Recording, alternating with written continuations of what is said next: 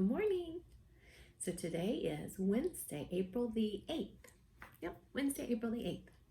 Hope you guys are having a fantastic day today, or morning if you just woke up. And I am about to get started because, guys, we're getting so close to the end. I'm just dying to find out what's going to happen in all these different situations. I know you are too, right? Here we go. Joey did, which made me feel great. He went out and talked to his mom. Then Mr. True took Joey and Thomas away for a long time. When they came back, they had a new idea. Joey would spend the night at Thomas's, and they would look after me together. I like that idea. That meant I wasn't going to Joey's house after all. I wasn't all that disappointed, since he had a dog named Skipper who caught frisbees in his teeth. I'd seen the tooth marks, so I'm pretty sure he wasn't exaggerating. I'd rather be around shark's teeth with no shark attached than a dog with teeth still in its mouth. And on Sunday, I was thrilled when Thomas and Joey studied for the big math test together. Before class started on Monday, Joey told his friends about Thomas's amazing shark tooth collection. You mean that was true? Simon asked. Yeah, said Joey, it really was. Then Thomas said, I guess I exaggerated about some other things. Sorry about that. I just like a good story. Me too, do it now, Daniel said, especially Sherlock Holmes. Sherlock Holmes? We've got to do well in our test so we can hear the end of that story, Tall Paul said. I studied, Harry said. Me too, Simon said. Yep, I did too, Small Paul said. That was good news. After attendance, Mr. E got right to work and the math test began. I watched my friends thinking, writing, erasing, writing some more. After the test was over, my friends begged Mr. E to grade them right away. So while they were at recess, he sat at Mrs. Brisbane's desk and marked each one. When he was finished, he smiled. Good, very good, he said. Did you hear that, Og? I squeaked. I looked over just as my friend did a magnificent dive into his water. I guess he had heard. When my classmates came back after recess, all eyes were on Mr. E. Well, class, I'm sorry to tell you, Mr. E paused. My friends looked very nervous. Then I'm going to have to read you the rest of the Redheaded League. I've done that to you guys before too. Everybody cheered, including me. You all did very well in the test, he said. Naturally, with all that cheering, the door opened and there was...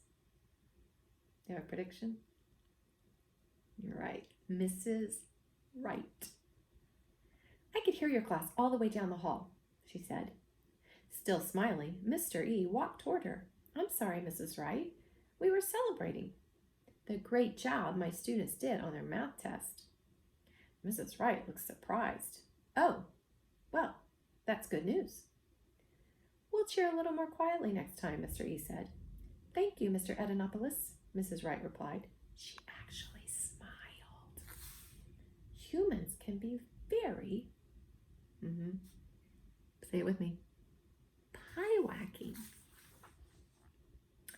After she left, Mr. E said, Mrs. Brisbane would be very pleased with you. Mrs. Brisbane would be pleased with us. That was nice to hear. But I wasn't very pleased with Mrs. Brisbane. How could she start reading an exciting story and then run off and go to ballet school without even finishing it? Really? It was a mystery to me. And then I remembered what she'd said in her letters. To think it was all because of Humphrey. What had I done? What had I said? Maybe Sherlock Holmes, the great detective, would help me understand. Mr. E pulled a tall stool from the corner and moved it to the front of the classroom. He took off his sweater and everyone laughed.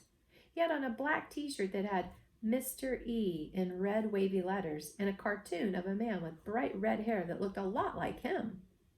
He sat on the stool and in a mysterious voice said, A Mystery Read by Mr. E. Get it? Mystery. Mr. E. He opened the big red book and said, and now the exciting conclusion of The Adventure of the Red-Headed League. He began to read. He was an excellent story reader, every bit as good as Mrs. Brisbane. It turns out that Mr. Jabez Wilson went to his strange job each evening and was paid well. Then one day he came to work, the office was locked, and a sign read, "The Red-Headed League is dissolved." That's when he visited Sherlock Holmes, which was an unsqueakably good idea. I don't want to give away the whole story, but Sherlock Holmes solved the puzzle and caught the bad guys in the act. And, what a surprise, the Red-Headed League turned out to be a trick. Sherlock Holmes showed me that a detective can't always assume things are what they seem to be. Could I have been wrong about what happened to Mrs. Brisbane? I hoped that one day I'd find out. What did you think? Mr. E asked. Did any of you figure it out? Thomas T. True's hand shot up in the air. I did. Really? Mr. E asked. When? What do you guys think? Is he telling the truth? I hope he's learned his lesson. I saw just Joey turn to watch Thomas. I think he was pretty sure Thomas was going to exaggerate. Maybe Thomas noticed Joey's look too.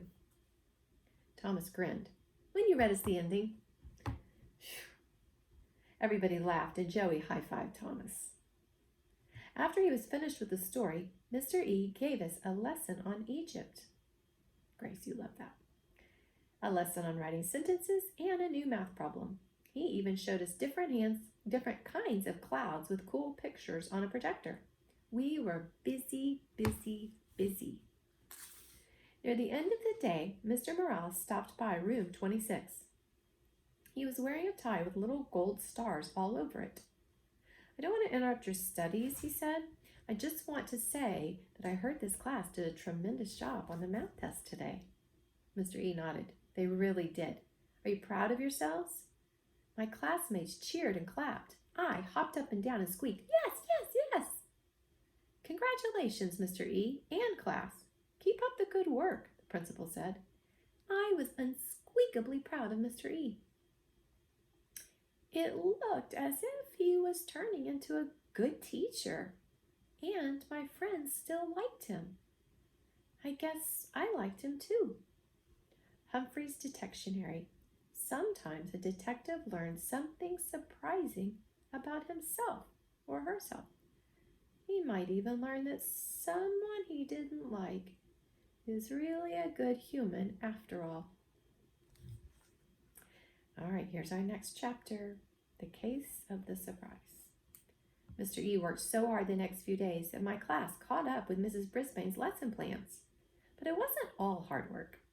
He also wrote a fur-raising story about a secret code, and it turned out the secret code was also a math problem. During the day, I was busy trying to keep up with the lessons. At night, I'd make notes in my notebook so I'd remember what we'd learned in class. But there was more than just schoolwork going on. Mr. E talked to Hurry Up Harry about getting back to class on time, and suddenly, Harry wasn't late anymore. One day, Phoebe came up to my cage smiling. She held up her wrist with the daisy watch on it. See, Humphrey, I still have it, she said. And guess what? Yesterday after school, I went to a meeting of this new club. It's only for kids whose parents are in the military. We talked about our parents and we played a game, and we're having a party too. That's positively great, I squeaked. I could tell Phoebe was feeling better already, and she remembered her homework all week too. Joey and Thomas were together all the time. I even heard them whispering about their Halloween costumes. They said something about hats, and they also mentioned glasses. Are they going to dress up with that?